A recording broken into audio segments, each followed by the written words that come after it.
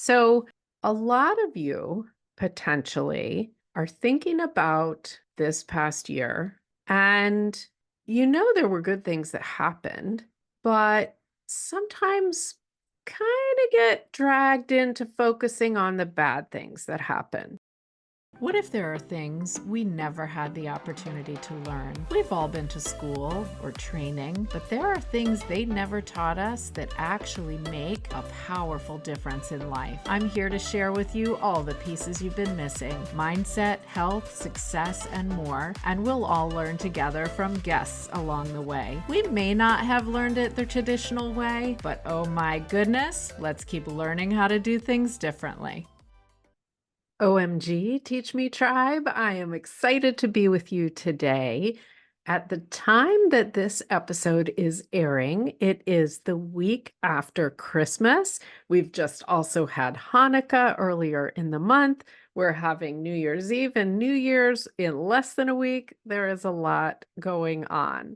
So, I want to give you something to think about. And at the same time, we're going to make this a little bit of a short episode so that you can listen when you, I don't know, need a break from family and friends and all the guests in your house, or need a break from the cleaning or the cooking, or just need somebody talking in your ear while you're cleaning or cooking. Maybe that's what it is. So, right now, at the end of the year, and quite frankly, even if you're listening to this at another time, this is an exercise that I think is always useful. And even if it doesn't happen to be the end of the year or the beginning of a new year when you're listening to this, give it a try. What we're going to talk about today is an exercise that I think is really powerful to do sort of at the end of a phase and getting ready to start a new one. As I said, it could be any time, it could be monthly, it could be weekly. We're going to talk end of the year. So, a lot of you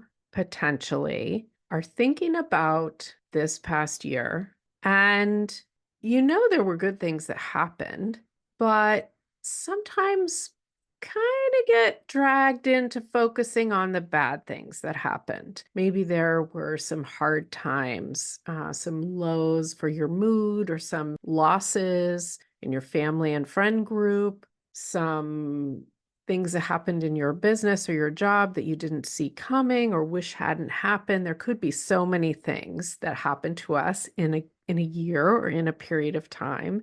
And maybe you're looking and you're thinking, well, a new year is coming, but like, I don't know. I don't know if it's going to be better. All I can think about is this has really been a tough year.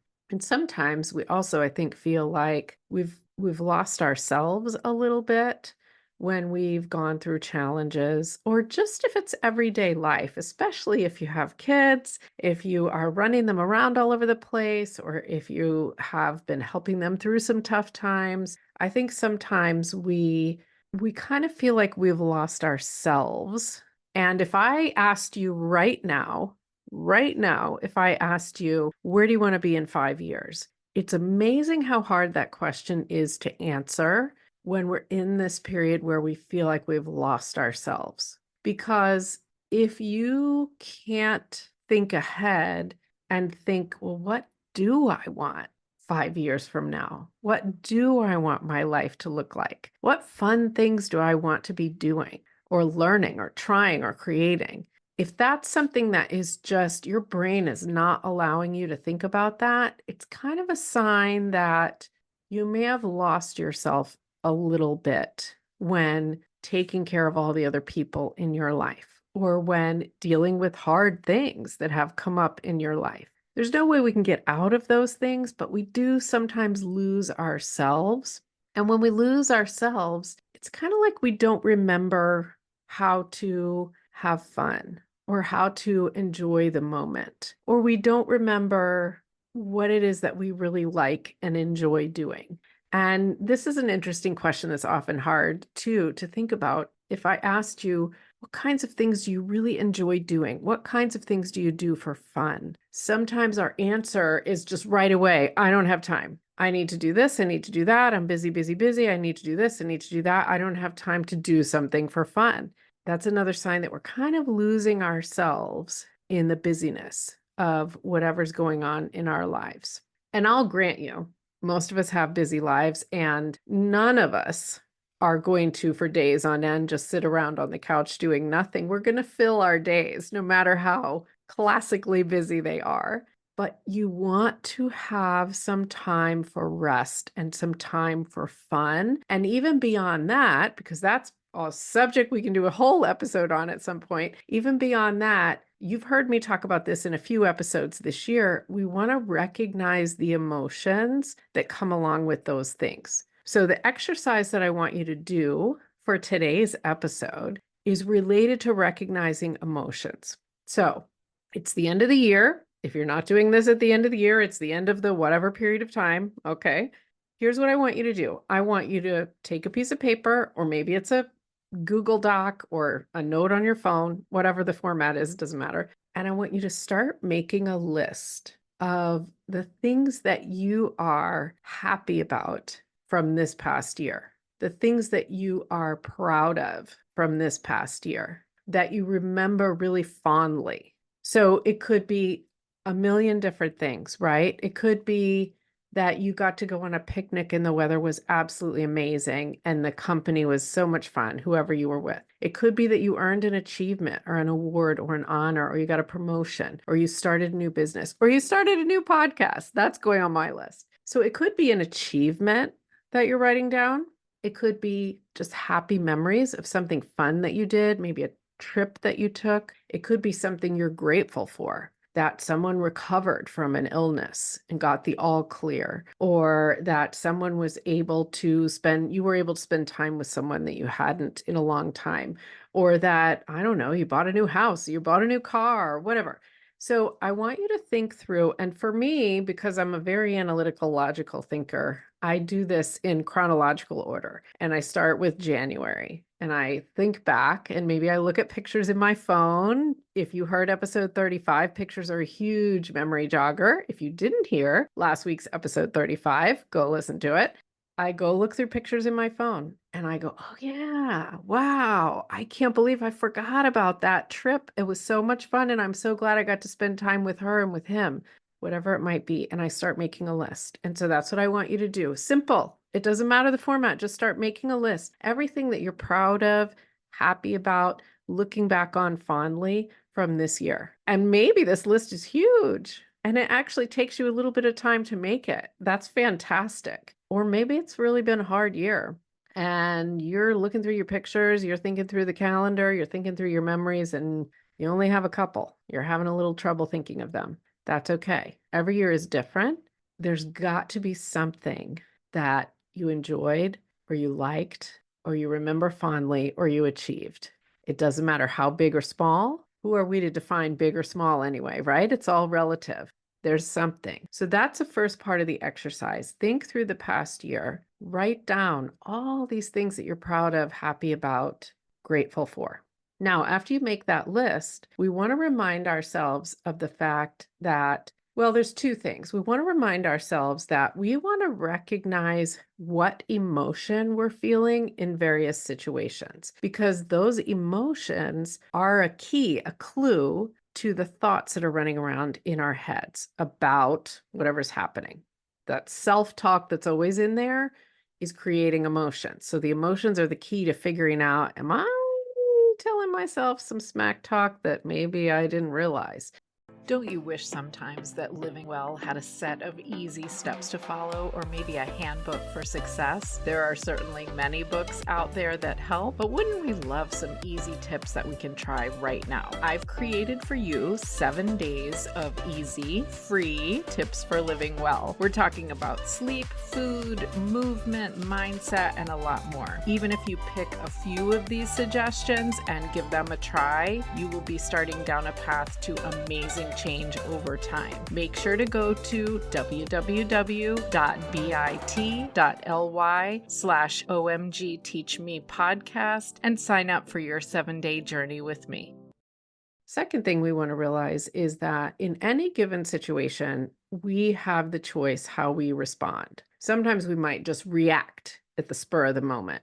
Ideally, we can gradually train ourselves to pause, take a breath, and choose how we want to respond. It's a little bit different than reacting, if that makes sense. So, as we're thinking about those things, I want you next to each item on your list that you're happy about or proud of, I want you to write down the emotion that you were feeling at that time. Or if you don't really quite remember, maybe the emotion that you're feeling right now as you're remembering that time. And so you don't get to write down thoughts. This is just a little exercise to practice recognizing emotions. And you don't get to write down happy for all of them. And you don't get to write down excited or proud for all of them.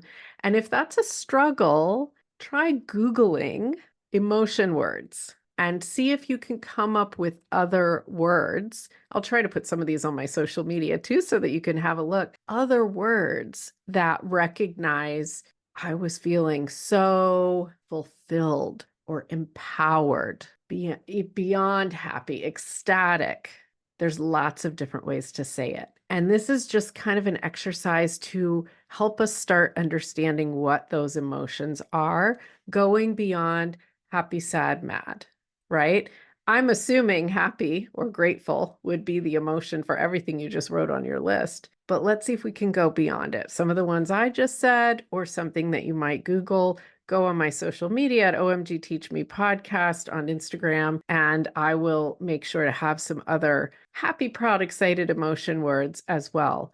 This is a really powerful exercise because if you look back at this list and you see empowered, ecstatic, happy, grateful, thankful, joyful, fulfilled, good heavens, that puts us in a great mental and emotional place as we start the new year. And sometimes we tend to put ourselves in a very, I don't know, stressful or pressured place when we start a new year because we want to make resolutions, right? We want to say, I'm going to get in shape and I'm going to get a promotion and I'm going to do 17 different types of exercise every week and I'm going to write a book and I'm going to start a blog and I'm going to get together with all my friends all the time. Sometimes we go a little overboard. None of those are bad things, although I may have just taken them a little to the extreme. But we sometimes do it so that it creates a feeling of pressure or stress for us. And that's what I want you to kind of come away from. And let's stay in this feeling of appreciation. Such a great word, appreciation. If we can stay in that feeling, thinking back throughout all the things that were joyful, empowering, fulfilling, you were grateful, you appreciated them from the year. It is such an empowered way to roll into a new period of time. And if you went back to episode 1, if you haven't, do it.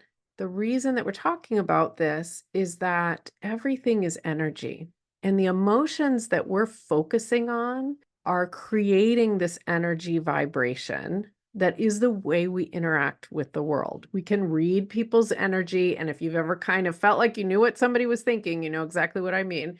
We can read that. So the more that we can figure out ways to get ourselves into this positive, affirming, appreciating type of energy, the more that we're going to attract that. And so why not every year or maybe even every month do a little exercise like this to put yourself in that place? Now, it's important that you understand that I'm not saying we totally forget and disregard anything negative or challenging or difficult that happened. We know those things happened and we need to feel those feelings. But at this time, for this exercise, I want to help you get into this appreciation energy so that we can stay there maybe a little bit longer as we roll into a new period of time where we might be starting to put pressure on ourselves. Because that appreciation energy is going to allow you to appreciate that now you have a new period of time, a new year or month or whatever it is, to really do some amazing things. And maybe more of these cool things are going to happen. That's what I predict. So I'd love to hear feedback from you. If you do this, what did you think of? How do you like doing this? And that is it. This is the last episode of OMG Teach Me for 2023. I cannot wait. Oh my goodness. So many cool things are coming in 2024. from the podcast episodes with many, many, many different experts to coaching that I'm going to be talking to you about. Oh my goodness, it's going to be an exciting year. Thank you for being part of the Teach Me tribe, and I'll see you on the other side. I sure hope you enjoyed today's episode. OMG, I would be so honored if you would take a moment, leave a rating, and leave a review. Let's get this message out further into the world. Make sure you've subscribed as well, and why not grab a screenshot and share it on your social media. Now it's time to head down to the show notes and see the resources I mentioned. Go find what you love.